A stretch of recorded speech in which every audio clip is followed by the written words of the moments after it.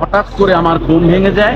আমি আপনার 24 চ্যানেলে লাইভ দেখি। লাইভ দেখার সাথে সাথে আমি ঘটনাস্থলে এখানে আসি।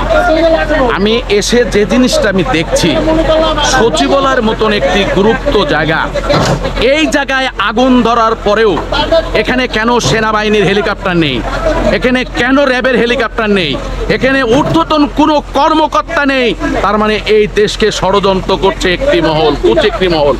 এবং আমি আপনাদের কাছে উদাত্ত আহ্বান জানাবো, আগামীকাল অসাম্প্রদায়িক যারা রিটায়ার্ড করেছেন তারা কিন্তু একটি হুমকি দিয়েছে যে আমরা কঠোর কিছু কর্মসূচি গ্রহণ করব।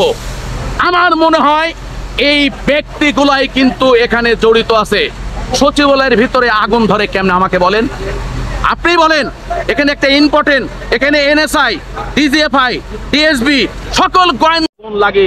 আমি কিন্তু আমার কাছে সন্দেহ হচ্ছে নিশ্চয়ই একটি ষড়যন্ত্র করছে। এই দেশকে বাঁচাতে হবে, এই দেশকে ভালো করতে হবে।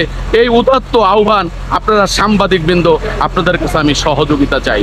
আর আপনারা এই এত রাত্রিরে কষ্ট করে এই সমস্ত চ্যানেল আপনারা সুন্দর নিউজ দিচ্ছেন, সরাসরি লাইভ প্রচার করার পরেও সেনাবাহিনীর প্রধান ওয়াকারুজ্জামান আপনি কোথায়? আপনি সরাসরি এখানে আসবেন, আপনি নির্দেশ দিবেন সমস্ত হেলিকপ্টার প্রয়োজন এখানে আসবে। আপনি এ ব্যাপারে আমি মাদার তেরেসার আন্তর্জাতিক সংস্থার সেক্রেটারি জেনারেল হিসাবে, আমি একজন সাধারণ নাগরিক হিসাবে উদাত্ত আহ্বান জানাবো। আপনি আধা ঘন্টা 10 মিনিটের মধ্যে এখানে ব্যাপক আকারে হেলিকপ্টার যাতে আসে, এ ব্যাপারে আপনাদের আমি সাহায্য সহযোগিতা চাই। ধন্যবাদ। আপনার নামটা? আমার নাম মীর আহমেদ আলী টুটুল। আমি একজন দেশপ্রেমিক, আমি একজন সেবক।